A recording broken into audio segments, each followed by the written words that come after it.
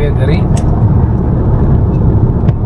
നമ്മൾ ഡൽഹി മുംബൈ ഹൈവേ തന്നെ ആണ് പോയിക്കൊണ്ടിരിക്കുന്നത്. ഇതിപ്പം രാജസ്ഥാനാണ്. രാജസ്ഥാൻ്റെ കോട്ട അടുത്തുള്ള സ്ഥലമാണത്. ഔട്ടറാണ് പോകുന്നത്. രാജസ്ഥാനിൽ കൂടെയാണ് പോകുന്നത്. അപ്പം ഇത് കുറച്ച് കഴിഞ്ഞ് കഴിയുമ്പം കുറേ ചെല്ലാണ്ട്. കുറേ ചെന്ന് കഴിയുമ്പോൾ പിന്നെ ഹരിയാന കയറി കഴിഞ്ഞിട്ട് പിന്നെ യു പി, പിന്നെ നമ്മൾ ഡൽഹി എത്തും. നമ്മൾ മിക്കവാറും ഏർലി മോർണിംഗോട് കൂടിയാണ് നമ്മുടെ വീട്ടിൽ ചെല്ലാൻ സാധിക്കുള്ളൂ. ഇവിടുന്ന് ഡൽഹിക്ക് 447 കിലോമീറ്റർ ഉണ്ട്. ഇവിടുന്ന് ഡൽഹിക്ക്. അപ്പോൾ നമ്മളങ്ങനെ പോയിക്കൊണ്ടിരിക്കുന്നു.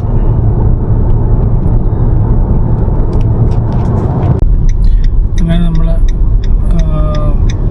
മുംബൈ ഡൽഹി എക്സ്പ്രസ് ആയി വിട്ടിട്ട് രാജസ്ഥാൻ്റെയും മധ്യപ്രദേശിൻ്റെയും ഗ്രാമങ്ങളിലൂടെ കറങ്ങി പിന്നെ തിരിച്ച് വീണ്ടും മുംബൈ ഡൽഹി എക്സ്പ്രസ് ആയി കയറുകയാണ്. നല്ല ഫ്ലോ ഉണ്ട്. മാത്രം ക്യാമറ കാണാൻ പറ്റുന്ന എനിക്കറിയാൻ പാടില്ല. പക്ഷേ നല്ല ഫ്ലോ ഉണ്ട്.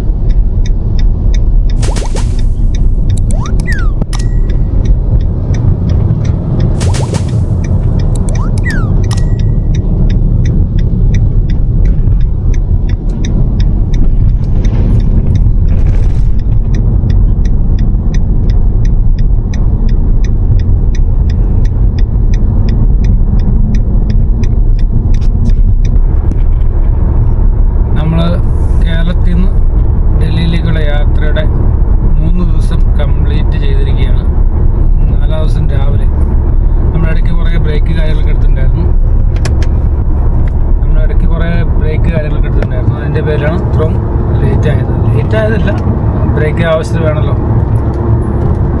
അപ്പോൾ ഇപ്പം ഇവിടെ ഒരു ഫുഡ് കോർട്ടിനടുത്ത്, അപ്പോൾ ഫുഡ് കോർട്ട് നമ്മുടെ ഹൈവേയുടെ അടുത്ത് തന്നെ, എക്സ്പ്രസ് വേയുടെ അടുത്തൊരു ഫുഡ് കോർട്ട് കയറി ചായ കുടിച്ച് രാവിലെ തന്നെ ചായ കുടിച്ച് ഫ്രഷായി നമുക്ക് ഇവിടുന്ന് ഏകദേശം ഒരു 160 കിലോമീറ്ററേ ഉള്ളൂ നമ്മുടെ വീട്ടിലേക്ക്. അപ്പോൾ ഡൽഹി എടുക്കാറായി. ഡൽഹി മുംബൈ എക്സ്പ്രസ് വേ കൂടെ തന്നെയാണ് പോകുന്നത്. ഇപ്പോഴും വളരെ നല്ല വഴിയാണ്.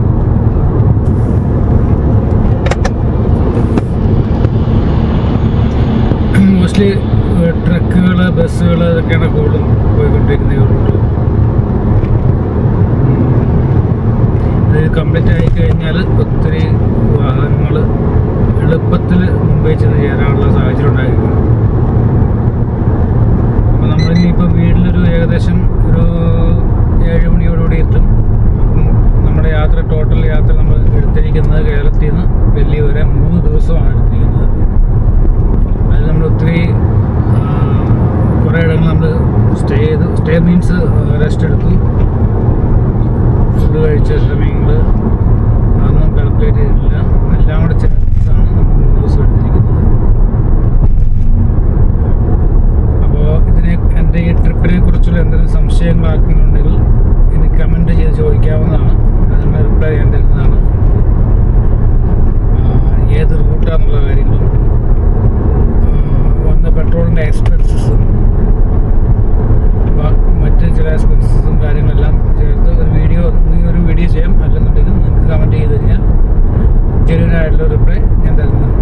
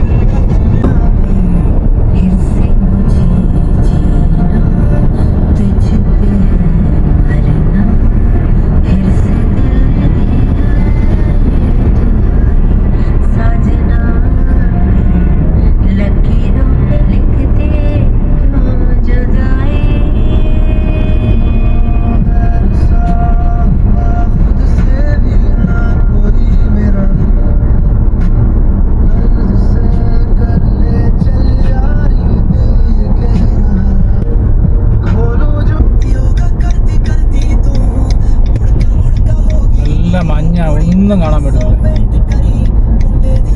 ഇപ്പം കുറച്ച് വിസിബിലിറ്റി ഉണ്ട്, പക്ഷേ ഉണ്ടതെ പിന്നെയും മഞ്ഞ് കയറും.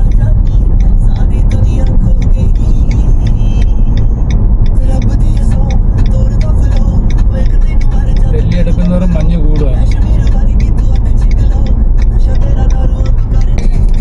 ഡൽഹിയിലേക്ക് കടക്കുമ്പോൾ തന്നെ 0 വിസിബിലിറ്റിയാണ്.